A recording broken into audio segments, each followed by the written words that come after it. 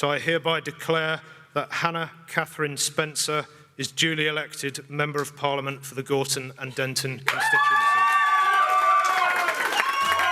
Right. Hello. Welcome back to UK Pulse. I'm Jack Carter. We cut through the Westminster spin. We speak for the people who actually built this country. The folk who turned up, paid in, and feel like they've been shoved to the back of the queue. Grab a brew. This one's gonna sting. Quick one. Gorton and Denton. Not a footnote, a political earthquake. Greens win a seat held by Labour since 1931. Labour crash to third. Reform storm into second. Turnout? 47.6%. Basically the same as the general. That isn't apathy, that's a choice. And the paper's calling it a protest vote. Give us a break. So today, deep dive on the revolt, what the numbers say, why reform surge matters, why Starmer's in trouble, and what this all means for your mortgage, your GP, and your kids' futures. Sarah Houghton's here, Council Data Whiz, tells it blunt. Sarah, come in. Cheers, Jack. Right off the bat, the scoreboard matters. Greens 40.7%, up 27.5 points. Reform 28.7%, Labour 25.4%. Those swings are huge. And as you said, turnout at 47.6%, not a low turnout fluke. People made a conscious choice. Yeah, say that again. Because pundits keep saying, oh, low turnout protest. Same turnout as the general. That's deliberate. Tell us who voted for whom, Sarah. Break it down. OK, look at the map. The constituency is basically two halves. Denton wards, overwhelmingly native British, often 90% plus. Gorton wards, much more diverse. Certain wards are 30% plus Muslim, mainly Pakistani heritage. The Green surge was concentrated in Gorton. Reform strength is in the Denton half, white, working-class areas that once trusted Labour. Analysts agree. A chunk of the Muslim and ethnic minority vote swung to the Greens, and a lot of that was tactical. Anger with Labour over Gaza and foreign policy, and the Greens offered a way to block reform while signalling protest. Meanwhile, Reform picked up the native British working class protest. It's a split, not chaos. So, to be blunt, what we're seeing is two things. One, a chunk of the native British working class saying enough to Labour. And two, ethnic minority swing voters in some areas exercising decisive influence. Combine those and, well, you've got king-making in local seats, right? Right. And importantly, this isn't a fringe story. This is the mechanics of modern British elections. Where communities vote together, they can decide outcomes. Denton showed what happens when the native working class turns to reform. Gorton showed how tactical switching by other communities can shape the result too. And let's call it for what it is. Tactical voting aimed at boxing reform out. Is that democracy or is it a stitch-up? Sarah? It's tactical voting. Groups coordinate, informally, sometimes via local networks, to back the candidate most likely to beat the party they oppose.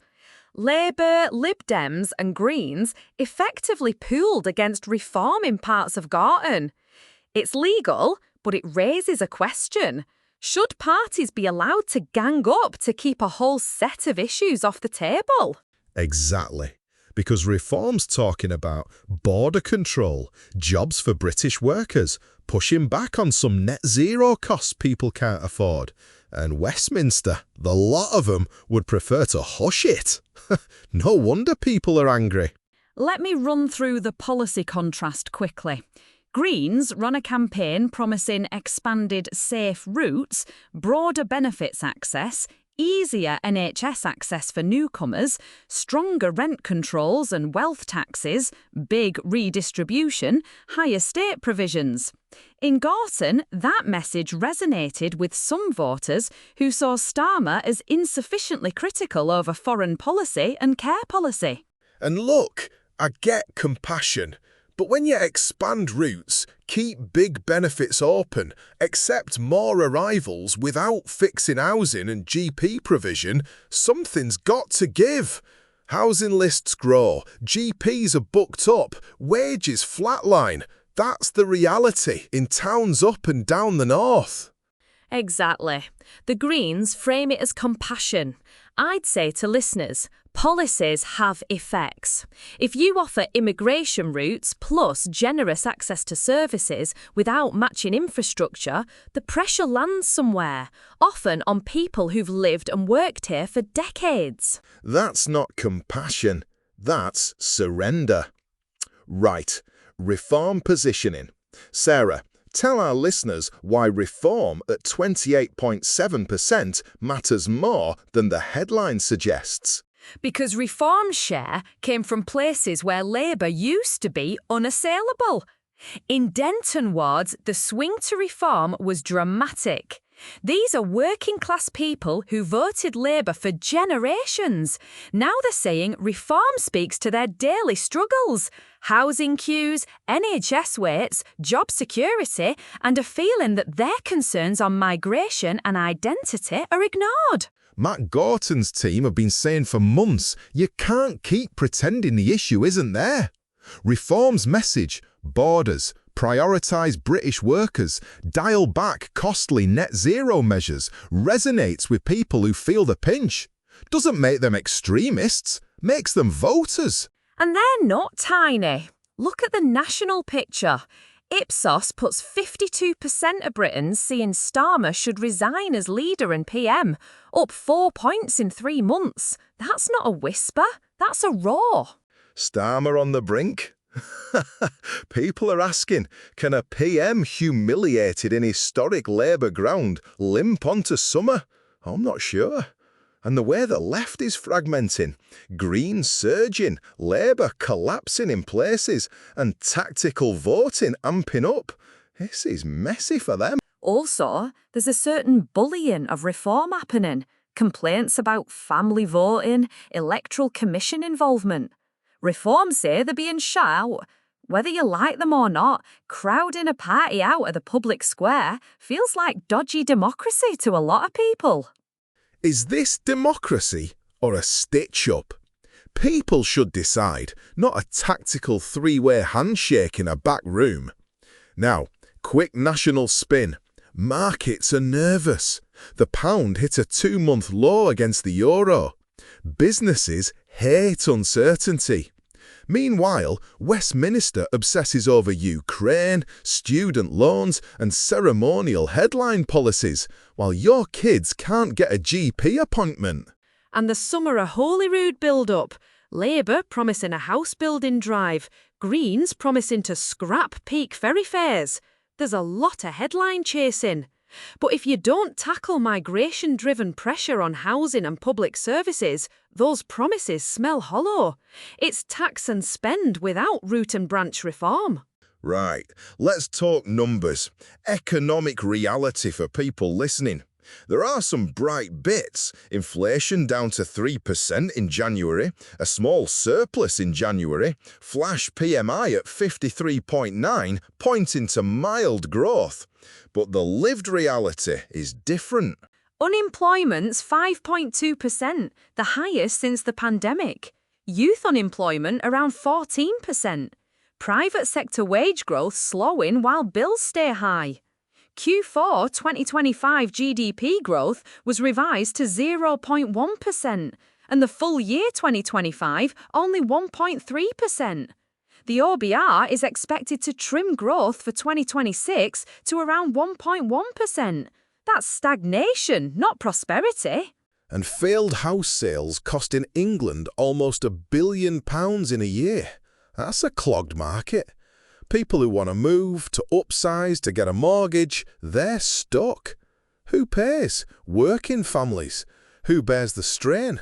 British workers and voters. I'll be blunt. Some of the upbeat headlines paper over structural drags. High migration adding pressure on housing and services, net zero costs landing on household bills, and a political elite whose instinct is always to tax and spend rather than prioritise those born and raised here. Which is why Reform's core pitch lands. Cut waste, control borders, prioritise British workers, ease pressure on housing and the NHS. That's simple and people get it. It's the language working Britain understands. Sarah, give me one crisp line. What should Reform hammer home before May? Short and sharp, secure the borders, prioritise local families for social housing, cut the regulatory burden that kills small business pay growth, speak plainly about the consequences of policy choices. That clarity resonates. Nice. Now, final act. We call this Native Britain Speaks. Quick recap. Green MP in the north, Reform surging, Starmer wobbling, and an economy that's limping while politicians chase headlines. Bottom line, people who've had enough are finally vocal.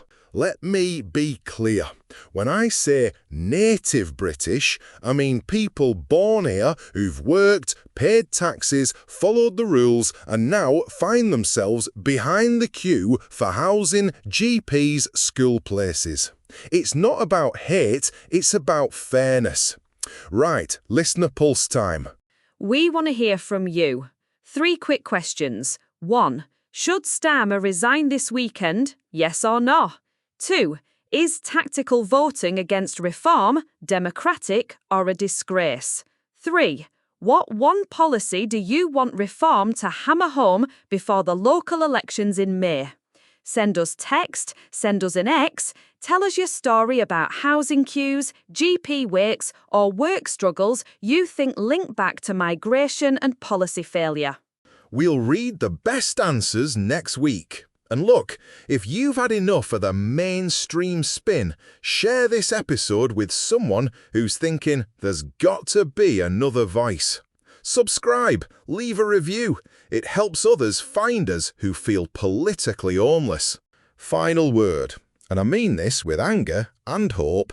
For too long, Westminster has laughed off the concerns of ordinary working Brits. That's ending. People are waking up. The two-party stitch-up is fraying. And whatever your politics, if you believe fairness for those who've built Britain matters, you ought to be listening. It's messy, it's loud, and it's necessary. The political class can either listen and reform, or keep silence in the debate and watch discontent become a permanent force. Your move, politicians. Right, that's all for now. We'll fade into the outro music, run a quick sponsor sting, and get ready to read your lines next week. Stay loud, stay proud, and make sure your vote counts. I'm Jack Carter, UK Pulse. Sarah, cheers for that breakdown. Thanks, Jack. Speak soon. UK Pulse, cutting through the Westminster spin.